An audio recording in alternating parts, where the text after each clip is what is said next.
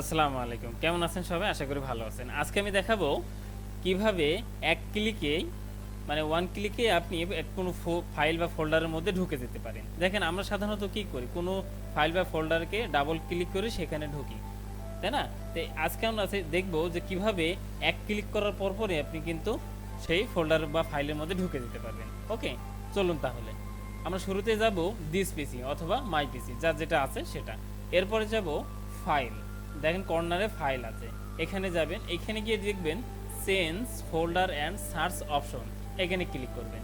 এখানে ক্লিক করার পরে দেখবেন উপরে open search folder in the same windows, এটাতে না যেয়ে আমরা মাঝখানে যেটা আছে দেখবেন one click to the open and item ব্র্যাকেটে পয়েন্ট টু সিলেক্ট, এখানে দেখেন ওয়ান ক্লিক। আমরা যদি এক ক্লিকের ভিতরে ঢুকতে চাই কোনো ফাইল বা ফোল্ডারের ভিতরে, তাহলে কিন্তু সেটা করতে পারবো। চলুন তাহলে এটা দেখে আমরা একটু দেখেন ওকে করে দিলাম, হয়ে গেল। এখন আমরা সেখান থেকে বেরিয়ে আসলাম।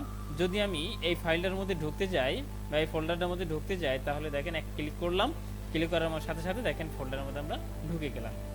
ওকে, এরপরে যদি আমরা মনে করেন যে না এটা আমি রাখবো না, এটা আমার ভালো লাগছে না, তো সেই ক্ষেত্রে আবার যাবেন এখানে গিয়ে ফাইলে ক্লিক করবেন, চেঞ্জ ফোল্ডার অ্যান্ড সার্চ অপশনে যাবেন, এখানে আবার ডাবল ক্লিক করে দেবেন, double click to the open and item, single click to the select, এখানে ওকে করে দিবেন।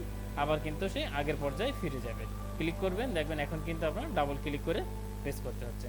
ওকে, তো আল্লাহ হাফেজ।